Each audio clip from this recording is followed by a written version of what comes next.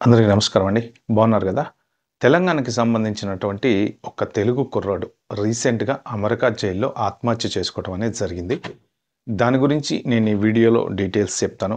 చెప్పే ముందు మీ అందరికీ చెప్పేదేంటంటే, ఎవరైనా సరే మనం ఒక వేరే దేశానికి వెళ్తున్నప్పుడు కొన్ని రూల్స్ అనేవి పాటించాలి. ఇండియాలో మనమున్న ఆలోచన విధానానికి, మనకున్న పరిస్థితులకి మనకక్కడ ఏదైనా చేసి తప్పించుకోవచ్చు అనే సినిమాల్లో మనం చూస్తూ ఉంటాం కదా! జనరల్‌గా డబ్బుంటే మనం తప్పించుకోవచ్చు అని. కానీ వేరే దేశానికెళ్ళినప్పుడు మనం అక్కడ పరాయి పౌరులం. అమెరికాలో మనల్ని ఏమంటారో తెలుసా?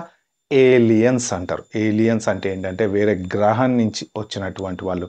అలాగే యూకే తీసుకోండి, యూరప్ తీసుకోండి, ఎక్కడికెళ్ళినా సరే వేరే దేశానికి సంబంధించిన వాళ్ళమే అవుతాం.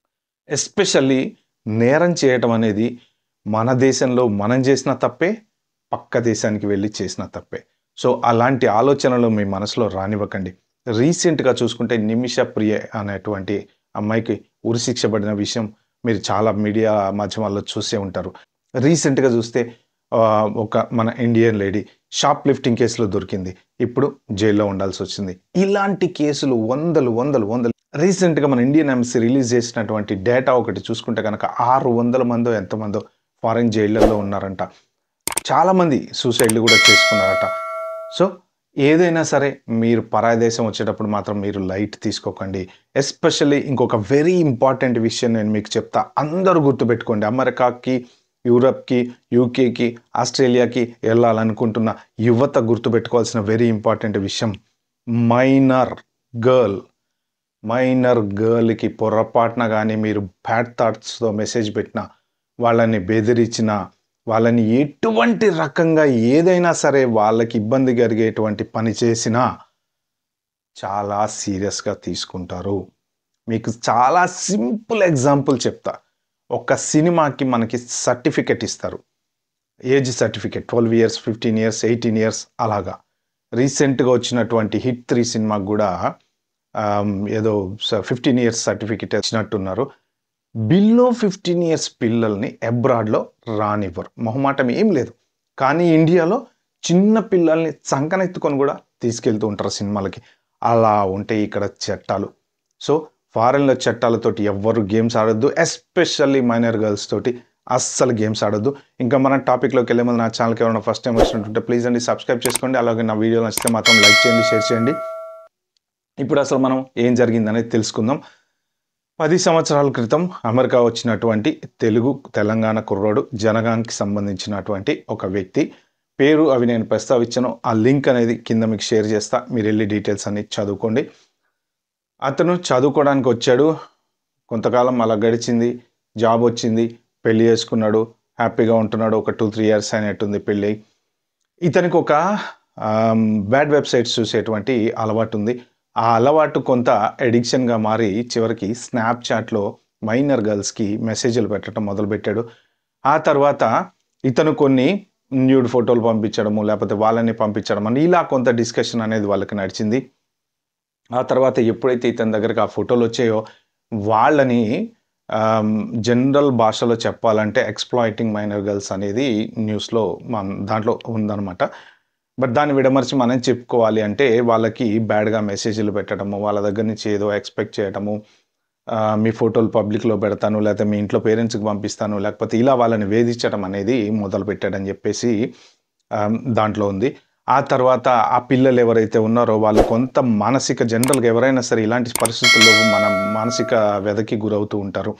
దాంతోటి స్కూల్‌కెళ్ళడం మానేయటము, ఇంట్లో విచిత్రంగా ఉండడము, ఫుడ్ తినకపోవడము, ఇలాంటివన్నీ గమనించినటువంటి పేరెంట్సు ఏదో జరుగుతుంది అని జెప్పి పోలీస్ కంప్లెయింట్ అనేది ఇవ్వడం జరిగింది. ఆ పోలీస్ కంప్లెయింట్ ఇవ్వడంతో 2023లో ఎఫ్‌బీఐ వాళ్ళు కేస్ ఇన్వెస్టిగేషన్ చేసి వాళ్ళు తీగ లాగితే డొంకంతా కదిలింది. ఫైనల్‌గా ఇతన్ని పట్టుకున్నారు. అరెస్ట్ చేశారు. కట్ ద స్టోరీ షార్ట్ ఇతను చేసిన తప్పు ఇతను ఒప్పుకున్నాడు. నా మానసిక స్థితి బాగాలేక జనరల్‌గా ఏమంటారంటే ప్లీడెడ్ గిల్టీ అంటూ ఉంటారన్న అక్కడ వాళ్ళ భాషలో.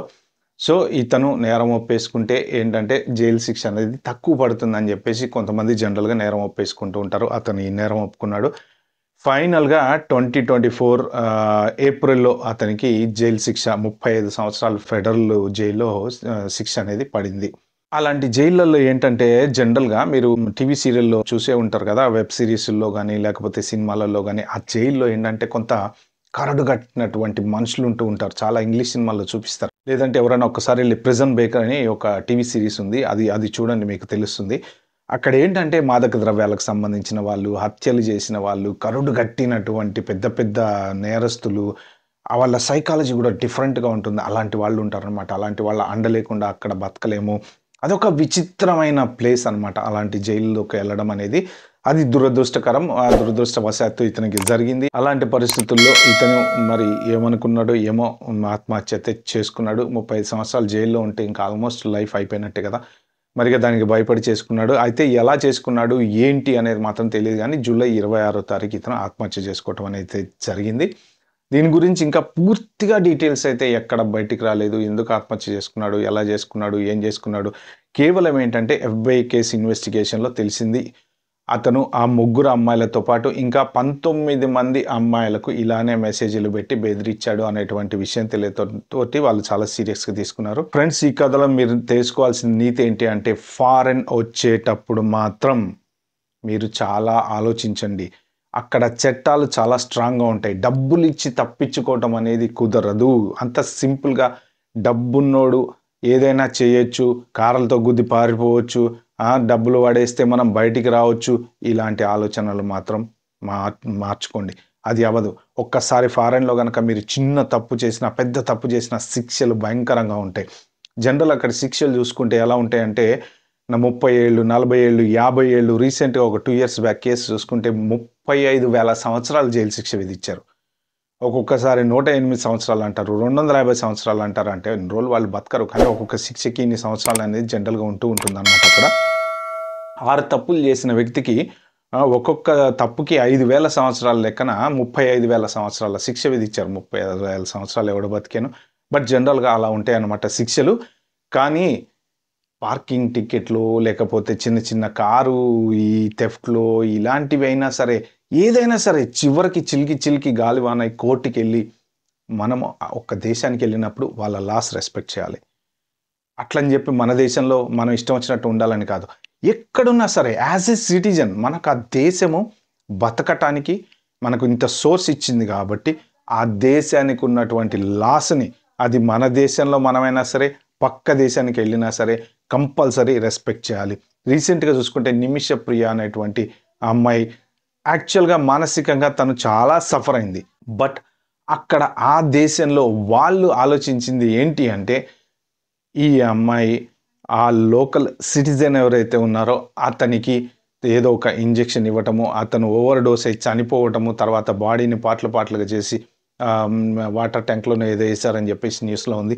సో, అది మాత్రమే తీసుకుంటారు తప్ప ఈ అమ్మాయి ఎంత సఫర్ అయింది, ఈ అమ్మాయిని అతను మానసికంగా ఎంత వేధించాడు, ఏది ఏమైనా సరే హత్య అనేది మాత్రం నేరం. ఆ నేర ప్రకారమే ఆమెకి ఉరిశిక్ష చేశారు. ఇప్పుడు ప్రెజెంట్ దాన్ని పోస్ట్‌పోన్ చేశారు. దాని మీద ఆమెను ఉరిశిక్ష తప్పించడానికి డిస్కషన్స్ అయితే జరుగుతున్నాయి. రీసెంట్‌గా చూసుకుంటే మన ఇండియన్ లేడీ షాప్ లిఫ్టింగ్‌లో దొరికింది. తీసుకుపోయి జైల్లో పెట్టారు. ఇలాంటి వాళ్ళు ఎంతోమంది మన ఇండియన్ ఎంబసీ రిలీజ్ చేసిన డేటా ప్రకారం 600 మంది పైగా జైళ్ళల్లో మగ్గుతున్నారు. నేరాలు చిన్న నేరమైనా, పెద్ద నేరమైనా నేరం నేరమే. ఇప్పుడు ఇతని కేసులో చూసుకుంటే చూడండి తొందరగా 3 సంవత్సరాలలో ఇన్వెస్టిగేషన్ జరిగింది. శిక్ష ఏసేశారు. అంత ఫాస్ట్‌గా ఉంటే నిజంగా నేరం చేసే వాళ్ళ గుండెల్లో ఖచ్చితంగా రైళ్లు పరిగెడతాయి. అదే వేరే విషయం. ఏదైనా సరే వేరే దేశానికి వచ్చేటప్పుడు మాత్రం పొర్రపాటున గూడా మీరు ఇలాంటి క్రిమినల్ ఆలోచనలు మైండ్‌లో పెట్టుకొని మాత్రం రాకండి. ఏం చేసినా నడుస్తదిలే అనేటువంటి ఆలోచన అస్సలు చేయకండి. లాస్ట్ అండ్ ఫైనల్‌గా నేను ఒక ఇంపార్టెంట్ విషయం చెప్పదలుచుకుంది ఏంటంటే ఎస్పెషల్లీ అమ్మాయిలతోటి మీరు జాగ్రత్తగా ఉండండి. పొర్రపాటున ఏ అమ్మాయి అయినా సరే మీ మీద కంప్లెయింట్ ఇస్తే అది చాలా సీరియస్ అవుతది. Including domestic violence wife and husband ఇప్పుడు అమెరికాలో చాలా సీరియస్ అయినటువంటి విషయం డొమెస్టిక్ వయలెన్స్. వైఫే గదా! లాగోటి పీకాం ఏం గాదులే నోరు మూసుకొని పడుంటది అనుకుంటే 100% తప్పు. పొర్రపాటున వాళ్ళు గనక వెళ్లి కంప్లెయింట్ ఇచ్చారంటే మాత్రం అది ఎక్కడికో ఎళ్తది.